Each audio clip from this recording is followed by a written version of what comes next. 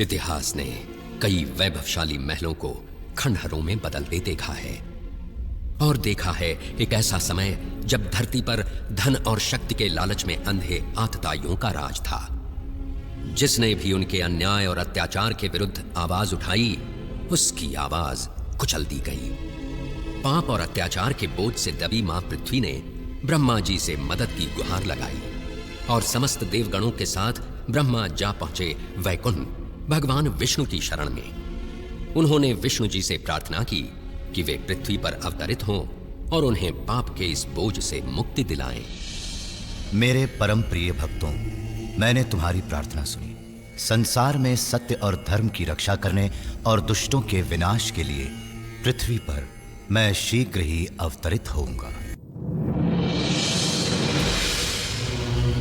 हे प्रभु, मैं आपको वही बता रहा हूँ जो मैंने देखा है। ये नन्हा बालक कृष्ण हो न हो भगवान विष्णु का ही अवतार है। भानु, तुम तो जानते ही हो कि मैं सृष्टि का निर्माता हूँ और मैं अपने भगवान विष्णु को अच्छी तरह जानता हूँ। उन्हें भला अपना वैकुंठ धाम छोड़कर वृंदावन के इन ग्वालों के बीच रहने की आवश्यकता क्यों होने लगी? मुझे क्षमा करे ब्रह्मदेव, पर क्या कोई और है जो सृष्टि और प्रकृति के समस्त नियमों को बदल सके? आज सुबह ही उसने दैत्याकार अघासुर का वध किया है।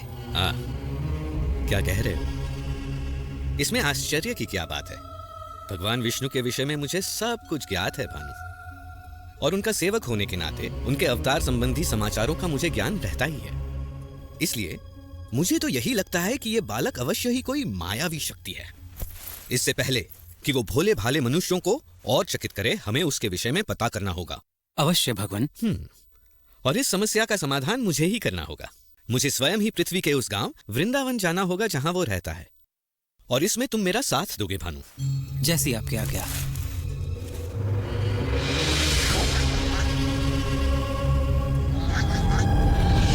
इस पूरे संसार में वृंदावन जैसा कोई वन नहीं। मुझे भी ये वन बड़ा प्रिय है कृष्णा।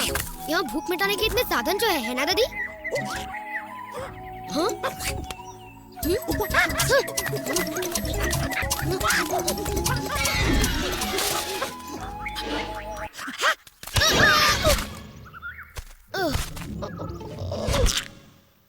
ये कहावत तो सुनी होगी कि लालच बुरी बला है।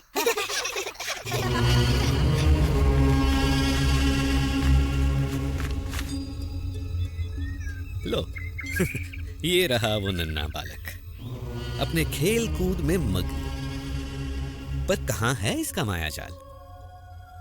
ये नन्हा सा ग्वाला क्या चमत्कार कर सकता है? इस तरह का चमत्कार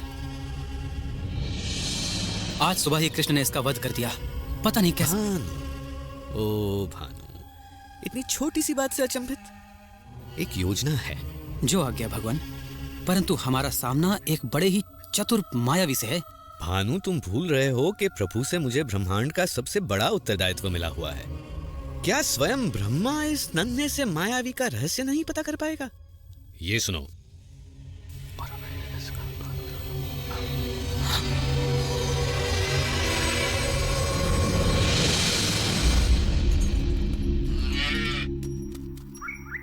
जी भर के खाओ हंसी, ताकि जब तुम बड़ी हो जाओगी एक सुंदर गाय बनोगी और फिर हमें ढेर सारा दूध दोगी। क्या समझी?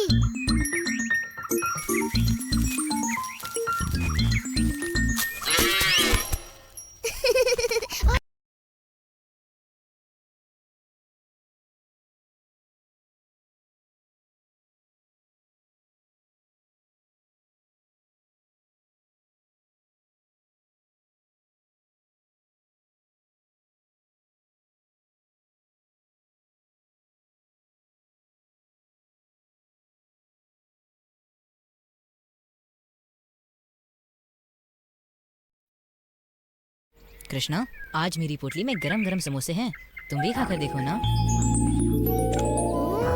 कृष्णा, ये रसीले रसगुल्ले देखकर तुम्हारे मुंह में पानी आ जाएगा। मेरी माँ ने दिए हैं।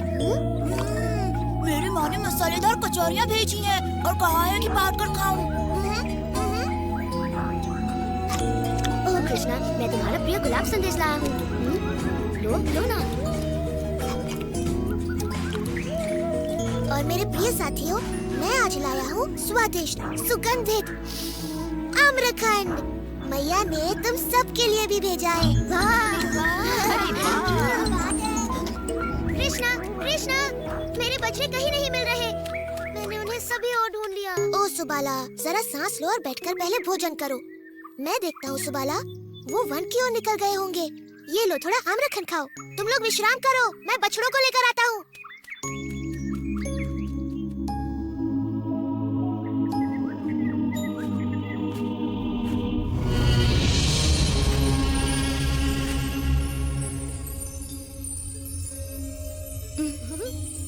ये देखो, वर्षा हो रही है। हाँ? कणों की? कृष्णा अभी तक नहीं लौट रहा। हाँ?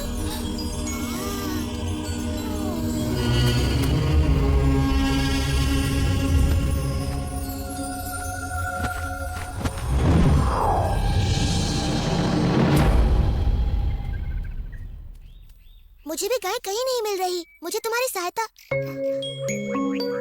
हाँ? मधु, श्रीधाम, चारू, सुबाला, कहाँ छिप गए तुम सब?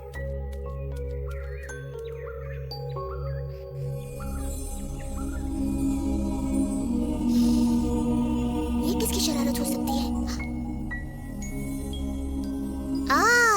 तो ये तुम हो ब्रह्मा। तो ये खेल तुम्हारा है। तुम्हारे कहने पर ही मैंने पृथ्वी पर अवतार लिया है और अब तुम स्वयं ही ये बात भूल गए।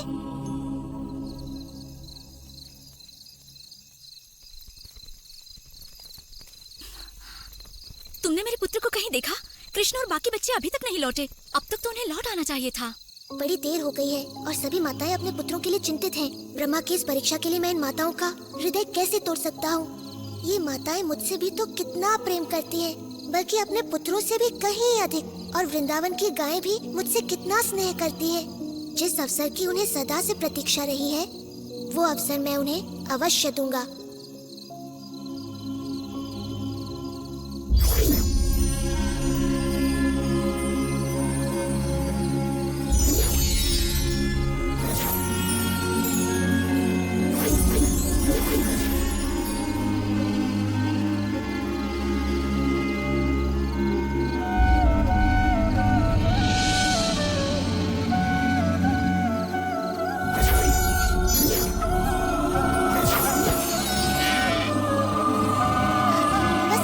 बाकी रह गया।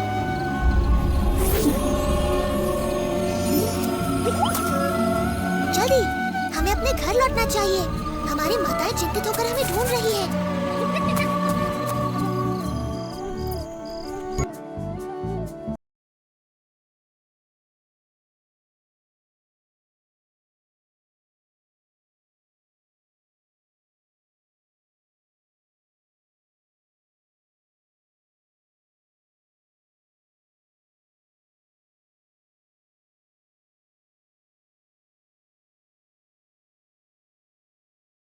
हम सबके पुत्र बड़े ही सुंदर लग रहे हैं, बिल्कुल कृष्ण की तरह, है ना?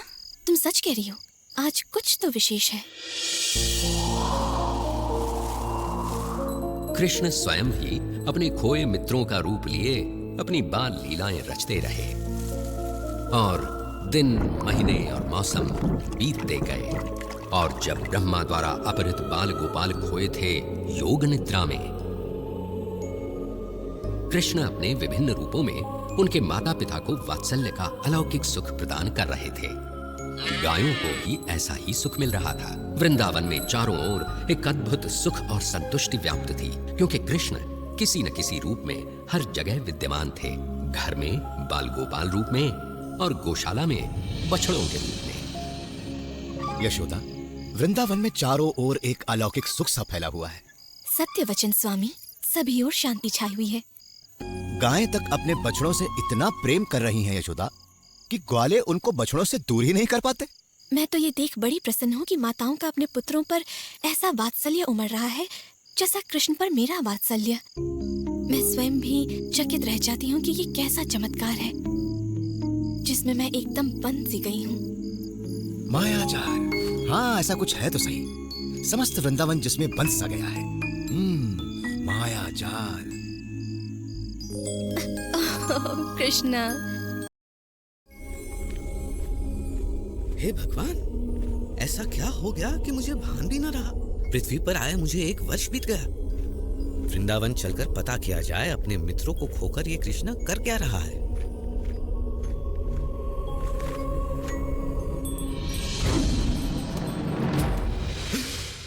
ये कैसे संभव है? ये बाल गोपाल तो योग निद्रा में सोए थे और इनके बछड़ों को मैंने ब्रह्मलोक में छिपा दिया था। तो ये यहाँ कृष्ण के साथ कौन खेल रहा है?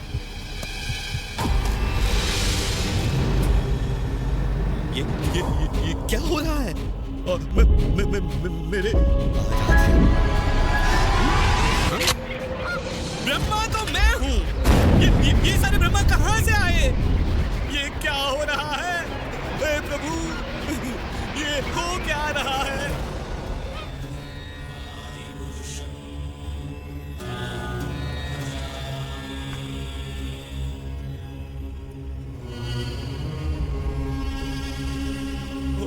प्रभु, मेरे प्रभु, ये मुझसे क्या हो गया? क्या अनर्थ किया मैंने? मुझे क्षमा कर दीजिए प्रभु। चतुर्मुखी ब्रह्मा, मैंने तुम्हारी प्रार्थना स्वीकार की और यहाँ अवतरित हुआ, किंतु तुम जैसा महाज्ञानी भी इस मायाजाल को समझ ही नहीं पाया और इस परम सत्य को भुला बैठा। तुम मेरे भक्त हो और मुझे पता है तुम्हारे मन में कोई दुर्भावना नहीं है, इसलिए मैंने ये लीला रची ताकि तुम्हें सत्य का भान हो। देखो, मैंने विभिन्न ब्रह्मांडों के ब्रह्माओं को यहाँ आमंत्रित किया ताकि तुम्हें अपने विषय में भी सत्य का ज्ञान हो जाए। इन सहस्त्र ब्रह्मांडों में तुम केवल एक के रचयिता हो। इससे बड़े ब्रह्मांडों में तुमसे कहीं अधिक शक्तिशाली ब्रह्मा भी है। वास्तव में सत्य तुम्हारी कल्पना से कहीं बड़ा और जटिल भी हो सकता है।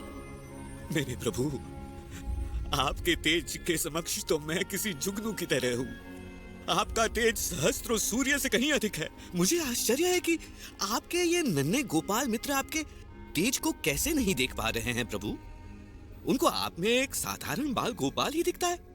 उनका प्रेम शुद्ध और निष्पाप है ब्रह्मा। मैं कुछ भी करूं, महान कार्य या तुच्छ, उनका प्रेम वैसा ही रहेगा। वैदिक ज्ञान या ध्यान से मुझे समझना असंभव है। अगर मुझे समझना है तो उसके लिए केवल प्रेम और भक्ति की आवश्यकता है। ओ कृष्ण, ओ विष्णु मेरे प्रभु, ओ स्वामी, मेरी धृष्टता को क्षमा करें।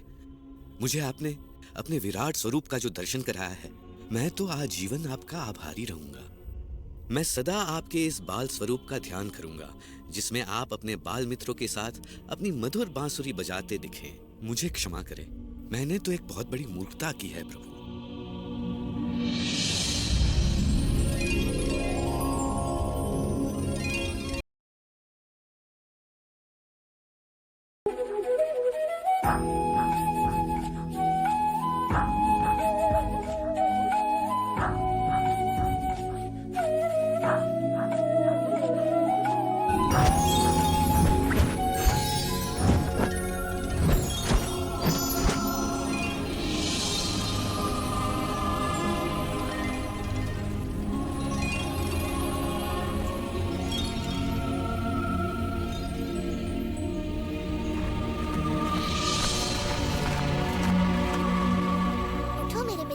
कब तक ऐसे सोते रहोगे? घर भी तो जाना है। कृष्णा, मैंने एक अद्भुत सपना देखा। मैंने भी। पेट भर के खाओगे और दिन के समय सोओगे तो ऐसा ही होगा ना? ऐसा लग रहा है कि 1 साल बाद सोकर उठा हूँ। हाँ, कभी कभी ऐसा हो जाता है कि समय का भान ही नहीं रहता।